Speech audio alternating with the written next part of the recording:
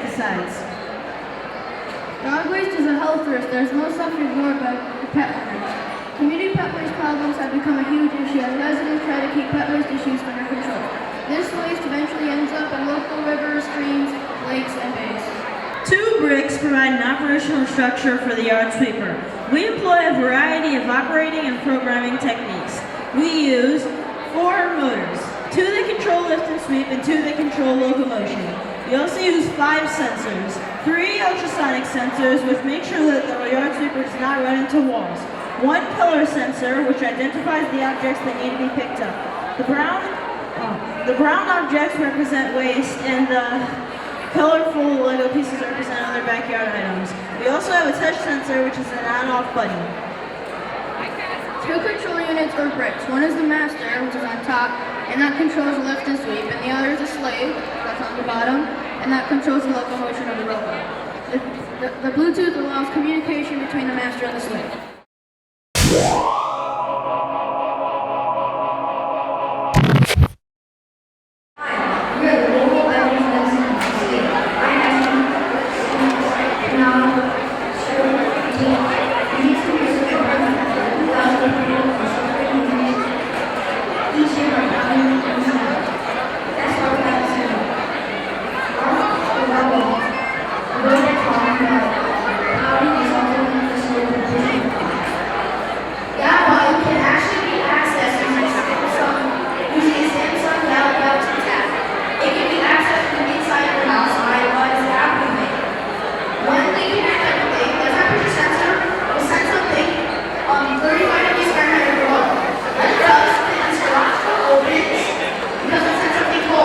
It lowers the cloud and says, "Come on in, driveway." When it gets to the walkway, it sees that there's a pedestrian. There is, so it stops. When the pedestrian path moves on, the cloud continues on with its work. It comes, turns, and gets ready to put the right side of the walkway. When it does that, it spins, and gets ready to solve. We use a Bluetooth map messaging for the solve. As you can see, it's starting to solve now, and it's supposed to spin. And until you look and spin again. Until you look and spin again. The Bluetooth map message is getting ready to solve, and it lines itself with a black line. Then it gets ready to turn, sends the Bluetooth message in the garage to open, and getting ready to solve again. It's also being driveway. And when it stops, the 180-degree spin, it comes inside.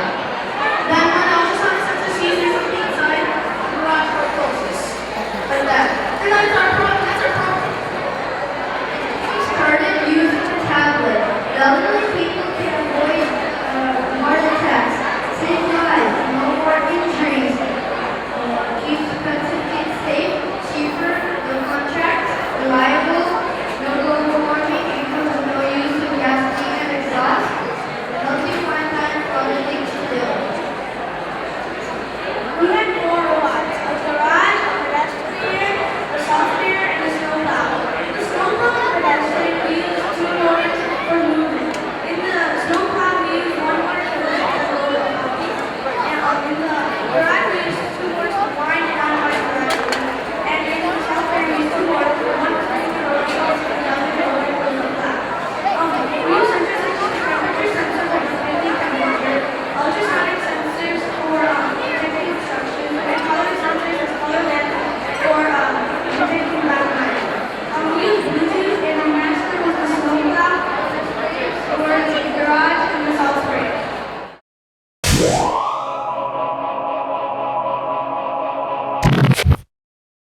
We are the Pyrotechs. We decided to do a basketball-themed robot. Believe it or not, math had a huge part to do in our project. From how much the robot rotated, to how hard the robot shot, to how much it moved. This was much harder than we thought it was going to be, says all of us. This idea of basketball-themed robot was an immediate contender, since 2 of us play basketball and 1 of us enjoys it. Don't be confused, we all enjoy basketball. Our project was a fun choice, but we learned about teamwork. Our robot is pretty realistic. As you can see, it actually has a hoop. But the hoop was one of the hardest parts of the project. We had to find the right material for the backboard for the ball to go in. We had to find out the perfect height of the hoop. Hey, another math thing. And we had to work together as a team.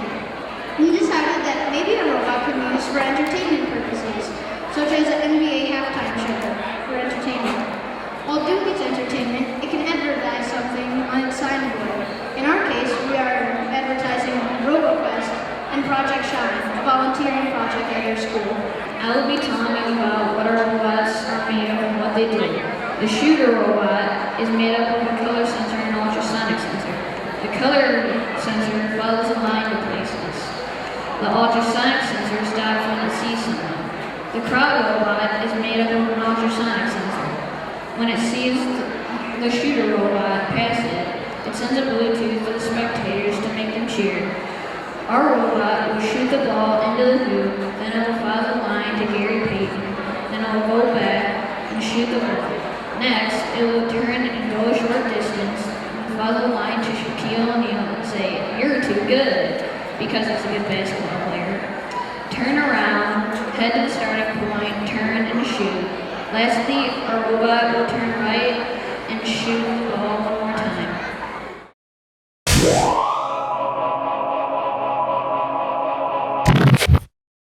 Together we worked on simulating, designing, building, and programming this autonomous traffic control system. If you think cars driving themselves is science fiction, please think again. Automakers, government, universities, and even technology companies like Google are all trying to make this a reality. We believe that autonomous cars is just a matter of time. In anticipation of this future, we have developed a system where all of the cars can communicate with each other to create a safe traffic management system. Today we present you with the autonomous traffic control system for a four-way stop intersection. We employed an Arduino-based solution using Zigbee radios and many different sensors shown here. We figured out a queuing system with conflict resolution to make the robots go to the intersection safely. The math in our project is the use of permutations combinations for managing multiple cars at the intersection and the use of proportional control for the line following. We use science for radio communication. As you can see, Robot 1 approaches the intersection first. Hence, as it is first in queue, it will also exit the intersection. Next, this will be followed by Robot 2, who will then exit the intersection as it will be in queue. This will be followed by Robots 3 and 4, who will do the exact same thing. And as we are implementing a random function, they may choose to do whichever turn they want to. When there's an obstacle blocking the path of the car will automatically stop. This will prevent many accidents that happen due to reckless driving. We hope that this will be a model of what will actually happen in the real world. We believe that systems like this will become practical, will make driving safer and efficient. Thank you very much for your attention.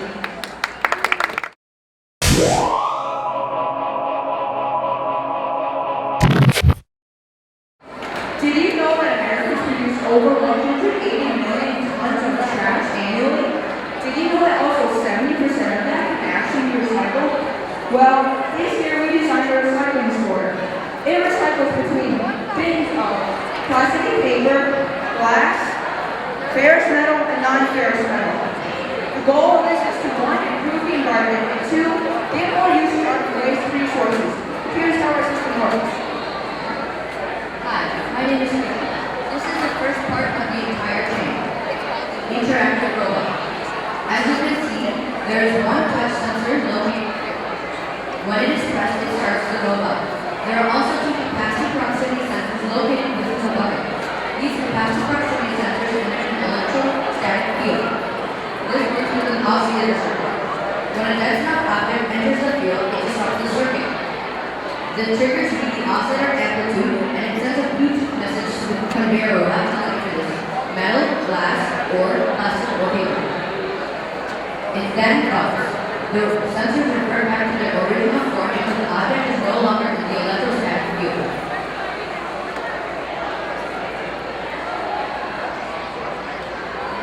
When it interacts with the robot, dumps the recyclable material into the conveyor robot. It pre-decides whether it is paper or metal and glass. So, it is not detected by either sensor, therefore it's not going to the plastic bin.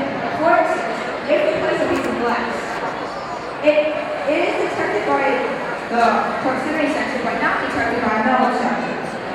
The interactive robot tells the conveyor robot.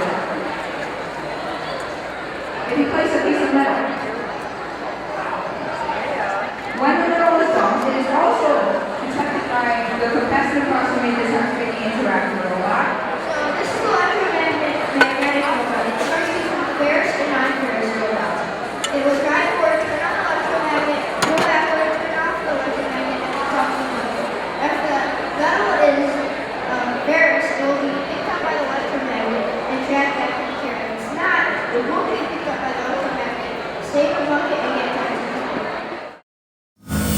go.